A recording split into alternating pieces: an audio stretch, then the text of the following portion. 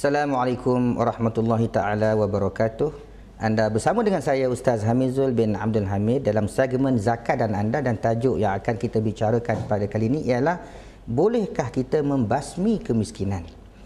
Tuan-tuan dan puan-puan yang dirahmati Allah sekalian, isu kemiskinan ni kalau kita baca, tuan-tuan, bukan sekadar hari ini.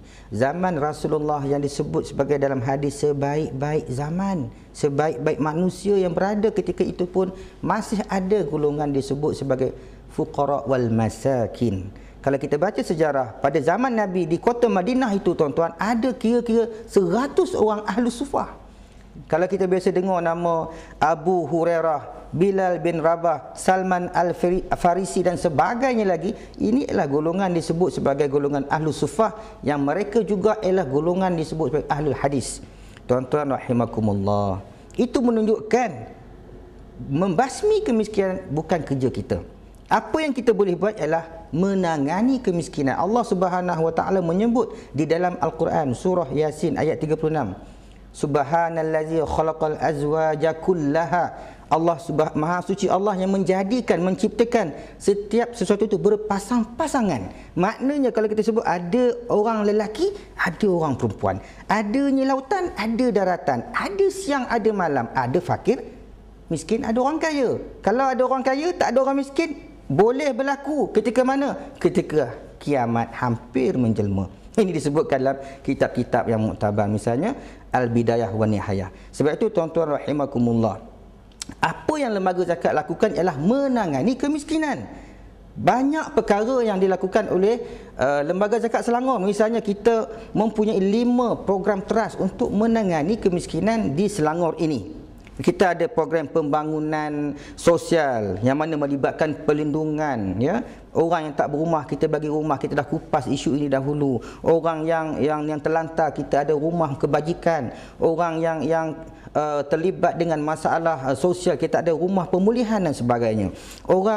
Kita ada program pembangunan pendidikan, yang mana dalam program pendidikan inilah kita memberi fokus kepada anak-anak asnaf kita yang kadang-kadang kalau mereka duduk di rumah, mereka tak boleh belajar, tuan-tuan. Baru buka buku, mak dah panggil, "Along, tolong tengok adik." Adik buang air, merah, dah tak boleh nak belajar, terpaksa tengok adik dulu. Kita bawa mereka duduk di asrama Baitul Hasanah yang ditaja di bawah pembangunan pendidikan. Itu contohnya kita memperkasakan orang-orang miskin supaya mereka boleh keluar. Kita ada program pembangunan ekonomi. Di bawah program pembangunan ekonomi ini kita lihat dalam kalangan asnaf kita yang mana mempunyai potensi, ada bakat, ada keinginan yang tinggi, kita beri mereka latihan, kita beri mereka pendedahan dan kita beri mereka modal supaya dengan itu mereka boleh berniaga. Dan alhamdulillah hari ini sudah ramai dalam kalangan asnaf fakir miskin kita yang berjaya dengan kedai dobinya, berjaya buka restorannya, berjaya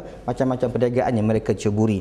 Kita melakukan juga program pembangunan individu ataupun insan, yang mana kita kenal pasti dalam kalangan asnaf kita ni, tuan-tuan dan puan-puan sekalian, kadang-kadang bagaimana nak kita memperkasakan mereka kalau dalaman mereka lemah, membaca Al-Quran pun tak boleh. Maka alhamdulillah kita kenal pasti, dan tahun 2011 ini sahaja lembaga zakat Selangor telah memperuntukkan kira-kira 2 juta untuk tujuan ni satu saja, literasi huruf-huruf Al-Quran. Maknanya kita nak supaya asnaf zakat kita boleh membaca Al-Quran, dan dari situ mereka boleh melakukan ibadah solat misalnya dengan lebih baik. Ini dia asas kepada perubahan yang lain. Yang terakhir kita ada program pembangunan disebut sebagai institusi sosial ataupun institusi agama, masjid, surau, sekolah-sekolah agama dan sebagainya. Kita jana wang zakat di sini untuk dibina pusat-pusat tersebut, pusat komuniti asnaf dan sebagainya.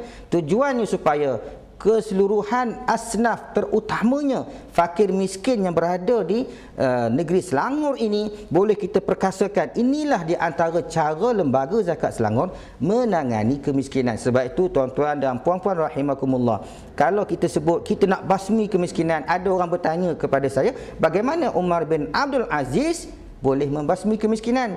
Jawapannya sudah pastilah, wallahu alam, kerana saya sendiri pun tidak berada zaman itu. Tapi kalau kita baca sejarah, Umar bukan sekadar memperkasakan aspek fizikal umat Islam ketika itu, tetapi Umar memastikan aspek rohani mereka terbela, masjid dipenuhi dengan majlis ilmu dan sebagainya lagi, hingga Umar berjaya dalam tempoh tak sampai 3 tahun melahirkan rakyatnya yang paling utama ialah kaya jiwa mereka hingga mereka tidak lagi mahu meminta-minta. Itulah dia sedikit sebanyak pengisian bagi kita memahami kenapakah kita tidak boleh menyatakan membasmi kemiskinan, yang boleh kita lah menangani kemiskinan. Mudah-mudahan dapat memberikan kita kefahaman bersama. Sekian segmen zakat dan anda buat kali ini. Ingatan ikhlas daripada saya buat anda semua, berzakatlah di Lembaga Zakat Selangor. Wallahu alam. Assalamualaikum warahmatullahi wabarakatuh.